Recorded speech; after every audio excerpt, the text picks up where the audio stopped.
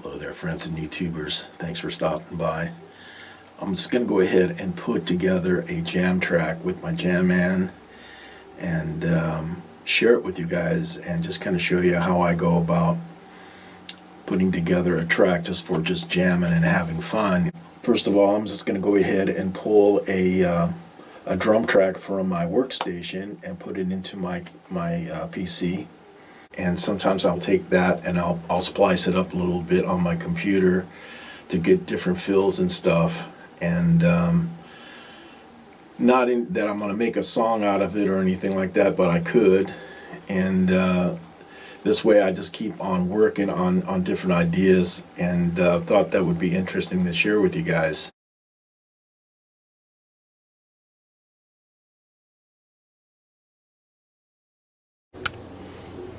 So here's a jam track I put together off of my workstation, and I'm just going to drop this into my Jamman and put some bass and guitar to it, and I'll let you listen to it.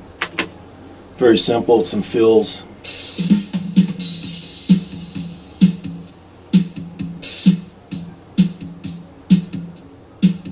So I'm just going to go ahead and run a guitar track through a rhythm track, and be running it through my Line 6 pod, which is down here.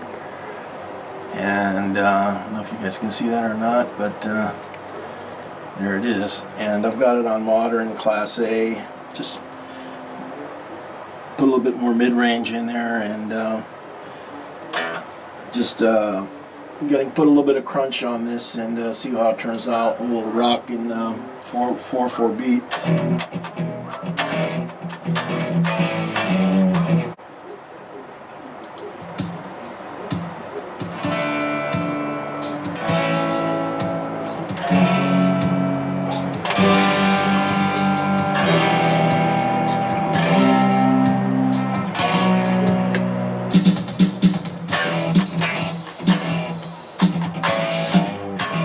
So I'm just going to be using my Jackson bass, and let's see if I can get a tone on this.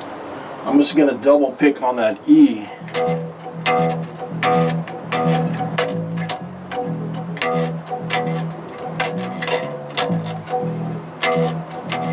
Not too loud.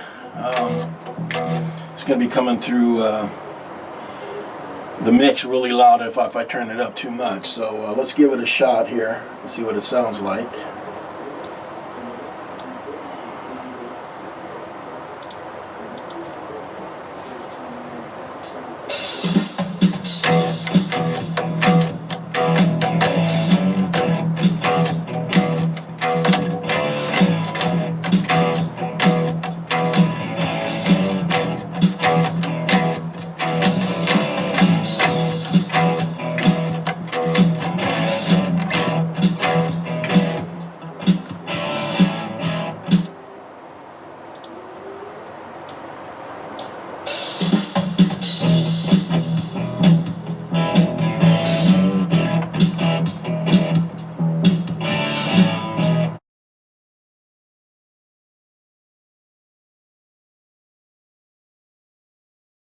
What's kind of neat about doing it this way is that you can take your 3 tracks and pan. So if you want to pan left for the drums and a little bit right for the guitars, you can do that, and kind of put the bass in the middle.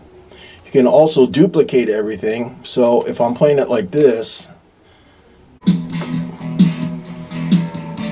kind of get an idea of how loud each should be if you want the bass to come up a little bit.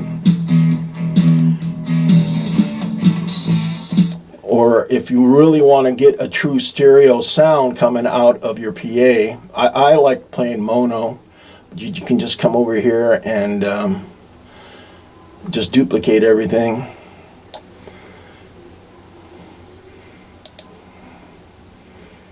And now you've got true stereo. You can pan, for example, the drums all the way left, and then you can pan some just a little bit to the right, and then change the volume around. Or if you want to do the same thing with the guitar, you want to put the guitar a little bit louder or a little bit more towards the center, and then you want to really center the guitar out on the right side. And then you can just do that, kind of center it left. And now you got true stereo coming out, and you can control the volumes. But for me, it gets really complicated to do that, and requires the work of a sound engineer, really somebody that really does this on a day-to-day level. So I'll just get back out on this and just undo pan first of all, and then undo duplicate. So I'm back to the beginning again. That simple. And this is the beauty of doing something digitally. You have so much control over everything.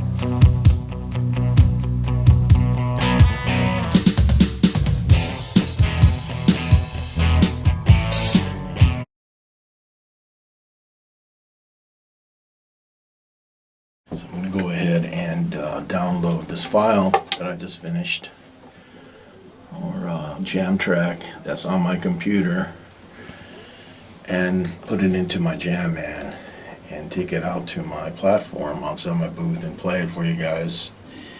And I'll just go ahead and show you the steps that I use. Your speakers. I've got a really long cable here. I generally go through a lot of these, and these are 1/8 inch cables. This is a really good quality one. And now I got to convert the signal, because the signal on the back of the Jamman, if you can see this, it's a quarter. It's a quarter plug. This is an 1/8 plug. And what you do is you buy these. This is called a 1/8 to 1/4 inch converter, and it just goes in there like this, and it plugs right into the back of the Jamman.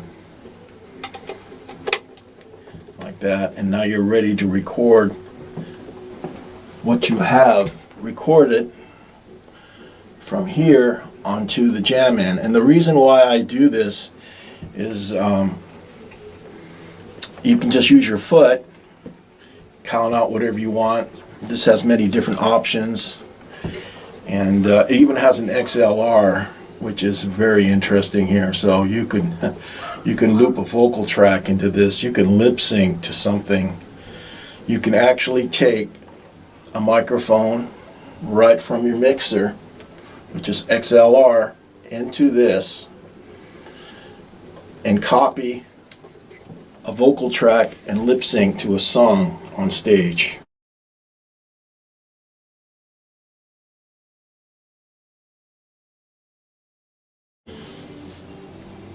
Now it's set, and it has different options, loop, and just a lot of different things you can do with it. Each one of these green lights means that that particular loop is filled. So I'm going to have to find one that's empty, which is 13, and set the volume, usually about midway. This is the playback volume, and this is the rhythm. There's a metronome that's built in. There's a little input here for your headphones. You can actually hear what's going on.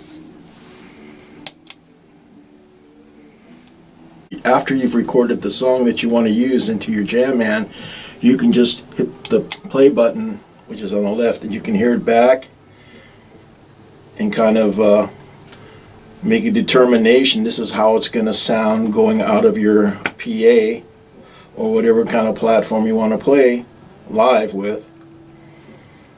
And the changes that you can make, let me turn this thing off, are with inside the computer. I'm going to go ahead and save this first because I'm pretty sure this is going to work, and this is like a really important part of this here. Once you unplug this thing, it'll just erase whatever's on there. So what you want to do is hit this button right here. It's called the store button. I don't know if you guys can see that. Let me bring this over a little bit for you. Hit the store button,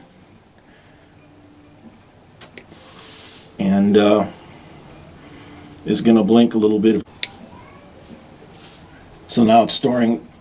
So I still have plenty of time enough to have this stored in there. So it's track 13, and there it is. And what is cool about it is, so if I were to unplug it, take the power out, and plug it back in, it stays on, and it won't be erased. So yeah, let it boot up. This doesn't have, when this unit came out, it never had a power button on it. So pretty early in its heyday, I guess about 2007. So now I can just hit the play button. There it is. Well, this is basically how I run my Jamman, through my mixer and through my speakers. My Jamman being down here. I run it mono, but you can run it stereo by placing another cord in here. I just don't think it's necessary for myself, but other people do, so that's just me. And the board just goes right into one of these inputs.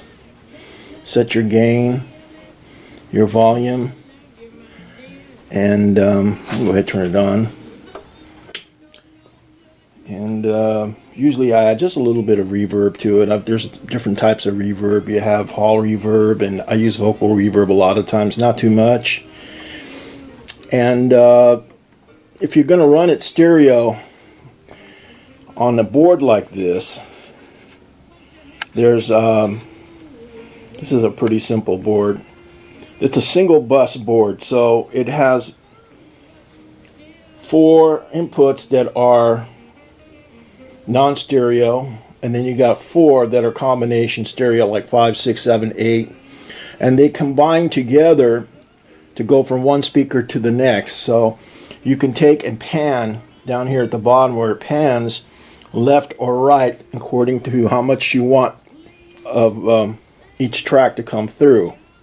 And like I said earlier, I just use one mono track coming through. Everything's been pre-recorded on my computer, and so I know what's coming through, and all I really need to do is just come over here to my Jamman when I'm ready to play, and just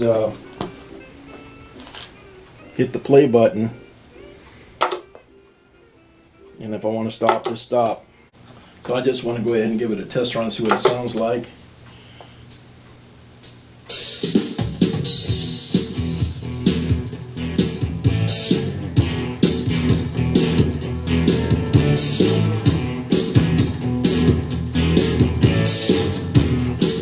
So this is kind of unrehearsed. Just got a little bit of a crunch channel on my line 6 here, so let's see what we can do.